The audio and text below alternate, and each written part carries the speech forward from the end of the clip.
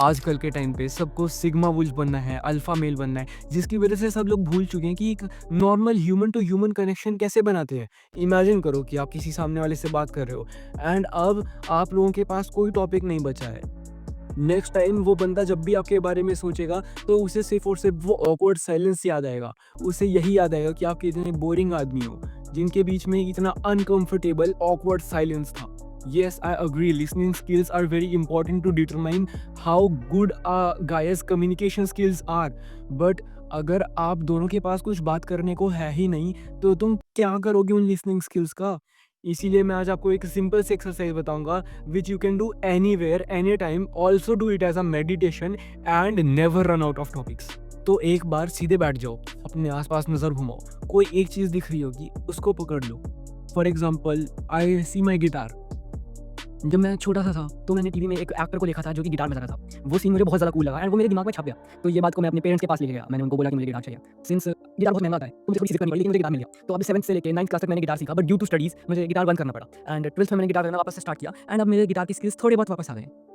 अब आपने ये सेंटेंस बोली है, अब इस सेंटेंस में लास्ट किसी टॉपिक को पकड़ो एंड एक नई सेंटेंस फॉर्म करो।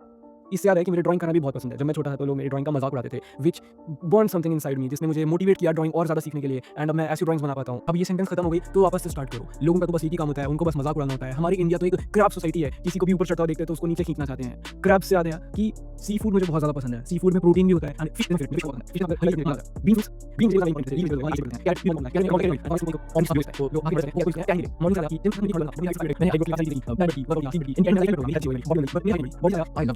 बेसिकली अभी तक जो मैंने बकवास की ये आपको खुद से करनी है रूम में बैठ के। ये एक तरह का मेडिटेशन का काम भी कर सकती है। अगर आप डोपामाइन डिटॉक्स कर रहे हो, अगर आपको फ़ोन नहीं चलाना है, तो आप ये वाली एक्सरसाइज कर सकते हो। बट ये सिर्फ एक एक्सरसाइज है, इसको कभी भी एक्चुअल कन्वर्सेशंस में यूज़ नहीं करना है। Let me tell you why. अगर आप इनको एक्चुअल कन्वर्सेशन में यूज़ करोगे तो सामने वाला आदमी आपको सिर्फ एक तोता समझेगा। तो ये एक्सरसाइज का फ़ायदा क्या है? देखो, एक कॉन्वर्जेशन में आपको हमेशा अलाउ करना है सामने वाले को बोलने के लिए। लेट्स से मैंने एक सेंटेंस बोला उस ऑकवर्ड साइलेंस को ब्रेक करने के लिए। अब उस सेंटेंस के एंड में आप सामने वाले को बोलने का मौका दो। अगर सामने वाला बोलता है तो ठीक है, वरना आप अपना सेंटेंस कंटिन्यू करो। एंड अगर सामने वाला बोलता है तो आप सामने वाली के आखिरी सेंटेंस को पकड़ के कुछ नया फॉर्म करो, जिससे आपकी कॉन्वर्सेशन कभी एंड नहीं होगी एंड आपके पास बहुत सारी चीज़ें रहेंगी बोलने के लिए। वो जो ऑकवर्ड साइलेंस होता है वो कभी नहीं आएगा आपकी कॉन्वर्सेशन में। ये एक एक्सरसाइज मैंने पर्सनली यूज़ की थी एंड मेरा बोलना बंद ही नहीं होता था। तो अभी तो I am trying to learn how to be a good listener, but if you are always confused कि इस कॉन्वर्सेशन के बाद मैं आगे क्या बोलूँ, मैं इसको कंटिन्यू कैसे करूँ, तो ये वाली एक्सरसाइज बहुत हेल्पफुल रहेगी आपके लिए। मेरे चैनल पे आपको बाकी फिजिकल, सोशल, मेंटल और इमोशनल हेल्थ से रिलेटेड वीडियोस मिल जाएंगी, तो go check them out and keep thinking.